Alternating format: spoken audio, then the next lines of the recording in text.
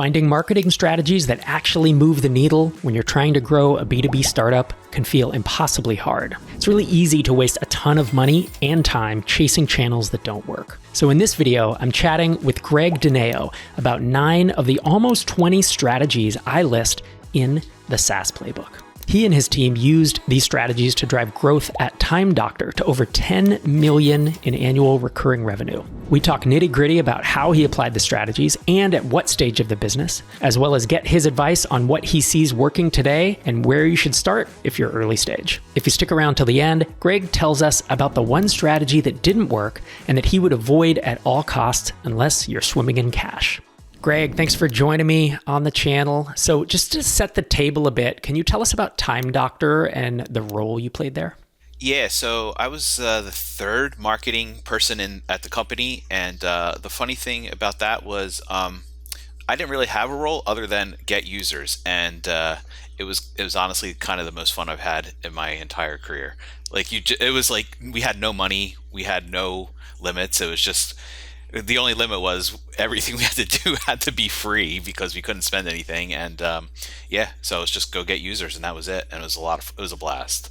It's so it sounds like you tried a lot of marketing strategies, and we did, yes. I have a book called the SaaS Playbook, and I have 20 marketing strategies that I include in there, and I tend to bucket them or categorize them based on 3 factors, like the speed, how fast they work. Like cold outbound is often faster than SEO, for example. Yep. And then there's the cost, whether it's purely financial or the time it takes. Yep. And then scalability, because some things like a product launch you can only do once versus SEO and content is like highly scalable. Yep. So with that framework in mind, I'd love to walk through your list of approaches that you tried and then talk briefly about, the tactics and maybe put those 3 factors, the 3 vectors over those. So talk us through the first one. Like, where did you get started? We stumbled into SEO.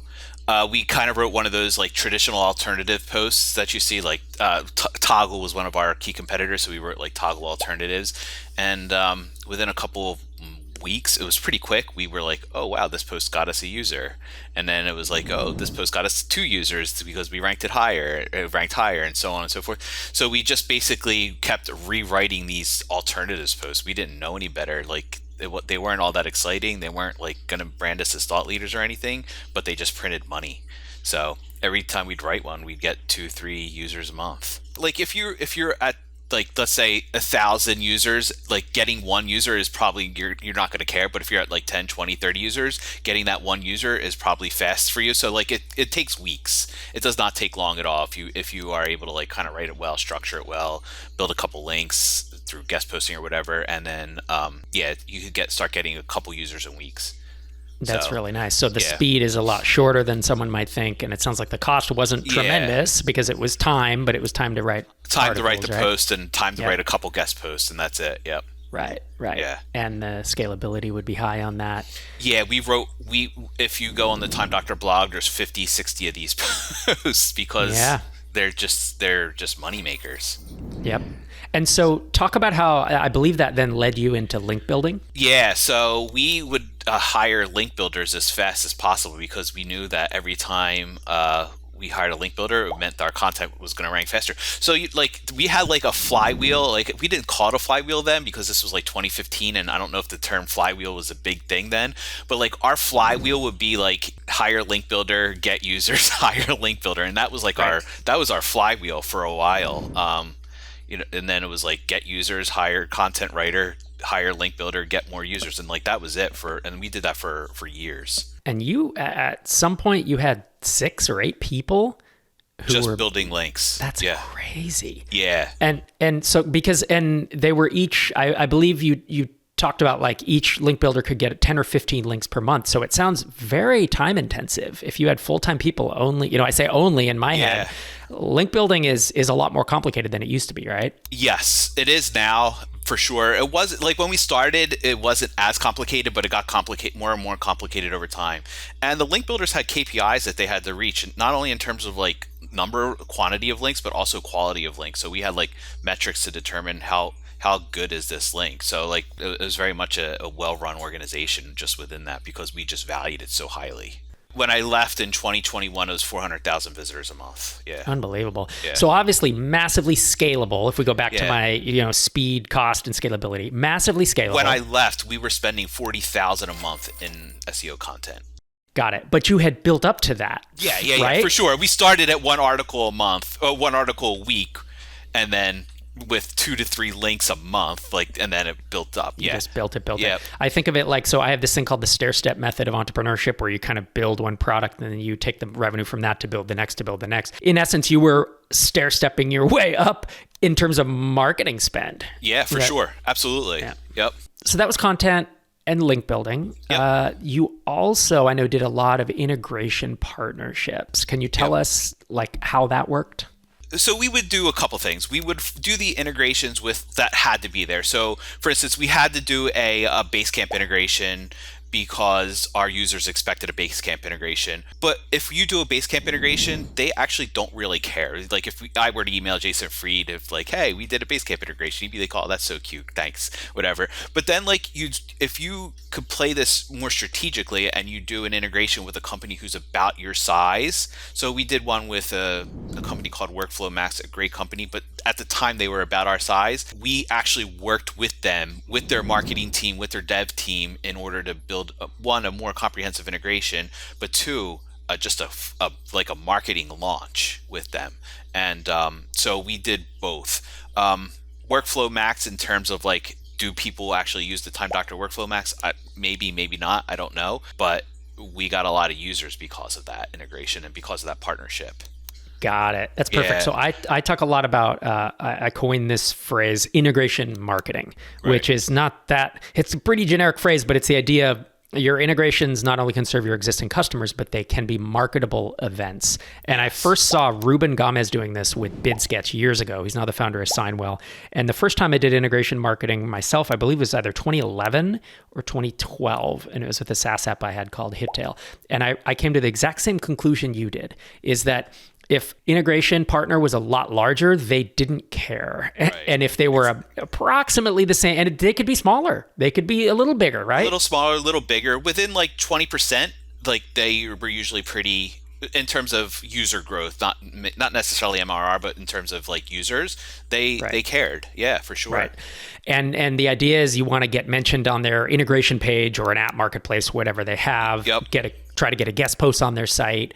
Try to do a joint announcement via email, maybe a webinar. So we would do all that. We would do webinar. We would do an email blast to we would email Workflow Max would email about Time Doctor. We'd email about Workflow Max. We'd be on the Workflow Max integration page, which would drive some sign-ups, but not too many. But it was enough at the time where it was this is kind of moving the needle, and we just kind of stacked these little wins over and over and over again.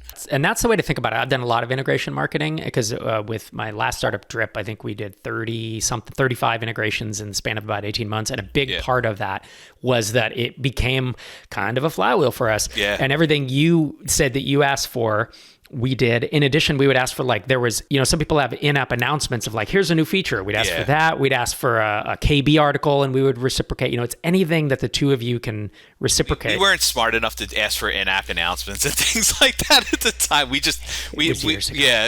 didn't know better. And you also mentioned webinars in there as a potential with integration partners. Did you use those solely within integrations, or did you do webinars with just third-party folks as well who might have a complementary audience? We do both.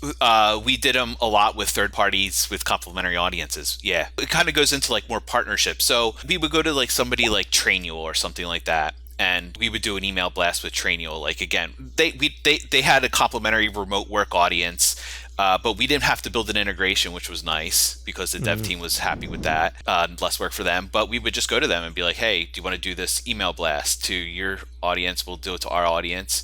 And then, hey, do you want to do a webinar this month with them? And they'd be like, yeah, sure. The email blast worked great. Let's do the webinar. And so, we would just combine all these again, stack these just partnerships up. Yeah, I actually group in the SaaS Playbook, I group integrations and partnerships as kind of one marketing approach, because a partnership doesn't need an integration, but if you add the integration on, it's about the JV aspect of it, right? The joint venture. For sure. And I think one of the biggest mistakes is that I see SaaS companies make is like they do the first part. They'll do the integration partnership and then they end the relationship. But like that's just the start of the relationship. And like 3, 4, you could rehash these partnerships every 3 to 6 months. Whatever your cadence is up to you and the partner. But that's just like once you build the integration, that's just the start of it. Or once you do that first email blast, that's just the start. You just keep recycling and keep making friends with these people. Like it's extremely scalable because you're just, as they're growing and you're growing, you guys grow together. You don't have to constantly keep finding new partners. You just find 10, 15, 20 of them and you're good for years. I know, I mean, we're kind of hinting at leveraging other people's audiences, right? Or other companies' audiences and doing these joint ventures. And I know that in addition to webinars that you did, you leveraged them through email partnerships and podcasts. You want to talk through how those two worked? So the email partnerships we would just say very quickly, like, hey, Trainual, just email about Time Doctor, we'll email about Trainual, and that's it. And then we just write quick copy email and they send it to their users, we'll send it to their users. And you can get like a significant number of trials. I don't want to say 10% because that sounds way high, but I forgot the exact, but we would get like 5% of their users to become trials. Now, whether they converted into clients or users as paid members is a different story. But we would get a significant number of trials very quickly. And then with podcasts, so we had Liam, our co-founder / CMO. He was on a podcast like once a day for 9 months. Wow. It was crazy stupid, and he burnt out. But what we saw was brand mentions going up. I don't know how that relates to, we increased our user base by X. I don't think there's any real metric there that we could have attested to it. But we did see more people searching for Time Doctor as he was doing more podcasts. Yeah, podcasts can be hard to attribute, but I've seen similar results, especially, here's the thing, it's hard with SaaS because especially if you have a high volume SaaS, you don't see the bump. I see it more with, again, I've written 4 books, and some of my books, like the Start Small, Stay Small, that's 15 years old, it sells 100, 200 copies a month right now. So if there's a blip, I see it. I mean, even if there's like a 20, if a podcast comes out, I'll see, I sold like 30 copies of a book that day. Yep. SaaS Playbook's a little harder because it's still selling like 1,200 a month. So the blip has to be pretty hefty. Yep. But podcasts being mentioned on YouTube channels, I'll see a viral tweet go, recommending my book or whatever. It's a little easier to see, but just because you can't attribute it doesn't mean it's not moving the needle. And This is a hard thing as a marketer. It's just so hard. Yeah, it's just really hard to understand like how it works in terms of like the mechanism that says, is somebody listening to Liam about remote work and being, or you about your book and being like, let's go find the SaaS Playbook. I don't know, but they've probably seen emails about it, and then they've seen other people tweet about it, and they've probably heard it someplace else, and then it's like, you know what? I hear this book all the time. Let's go buy it. Or I hear this app all the time. Let's see what it's about. Right. And that's the balance as a marketer, is like, I'm much more of a direct response marketer. I think you are as well, I want to see results and be able to attribute as much as I can. It's just harder and harder these days. And so I take a balance with like, look, I'm not going to do all brand marketing like Coca-Cola and Procter & Gamble, right? It's not going to work for startups like us, for bootstrappers. Yeah. But I also can't be so hung up on attribution that everything needs to be 100% attributed or I don't do it. And this is an example of one of those. So in a minute, I want to talk about where you would start today if you were starting over from scratch. But before we do that, I want to cover the last 2 strategies, which are among the most common that I see founders leveraging. And these are paid ads and cold outreach or outbound sales. Talk us through how you use those. All right. So paid ads, they're hard. They're a lot harder than you think. And it's not because you can't get users to sign up. The hard part is getting what are the cool kids calling it, a ROAS today? The hard part is getting return on ad spend. Yeah, return on ad spend instead of ROI, but like getting that payback in a short amount of time. So if you're getting your payback in 6 or 8 months as a bootstrapped entrepreneur, you're going to be out of business very quickly. You just can't keep spending ads. So the hard part is getting that payback to be 2 months maybe 3 at the most. My rule of thumb for true bootstrappers is 2 to 4 months. And if they Yeah. have, if they're kind of tiny seed funded, they have a bit of money in the bank, let's say low 6 figures, 100, 200 grand. I say you can get out to about 6 or 7. That's where I got with Drip, because I knew our numbers so well. But you're right. If you're bootstrapped, you're trying to get 6 or 8 months of payback. Ooh, it wrecks your cash flow. So we didn't go hardcore in ads until we were 7-8 million ARR. Like we were playing around with it in the low 7 figures, but until we got to set, but we didn't turn them on until 7-8, because we knew we were going to spend $500,000 just to get that, just to dial in that spend to get to 2-3 months. Yeah. That's how it just takes a while between the creative and the paying Google and Facebook and all that. Just an expensive venture. Sure. The other thing we did try, we took a thing from what's the ClickFunnels? Mm-hmm. So we tried to do the thing where it was like, oh, we're going to run ads to a course and then upsell the product after that. We did not get that to work. I think you should try it, but it was just something that we didn't get to work. We found the churn to be super high from those folks, so we abandoned that. But yeah, so it's definitely something where we'll offset the spend as for you. Yeah, we've had a tiny seed company try that and also not able to make it work. Similar results. The people who were buying the course were like super aspirational, but we wanted people with a minimum of 10 companies with a minimum of like 5 to 10 seats. Right. And so they're less likely to buy a course. Exactly. Yep. Those folks are not buying a course. Like the CEO, founder of a 5-person company just doesn't have time to sit through a 2-hour course. Sure. And so talk to me about cold outreach, outbound sales. Did that come later? I was doing 10 to 20 to 40, maybe even 40 seats per company to 200 to 400 seats, which is a very different type of company with like account managers and things like that. We didn't have that infrastructure. And the reason is like if your ACV isn't, let's say 30,000 a year, 20,000 a year at minimum, I don't know if it's worth doing outbound sales.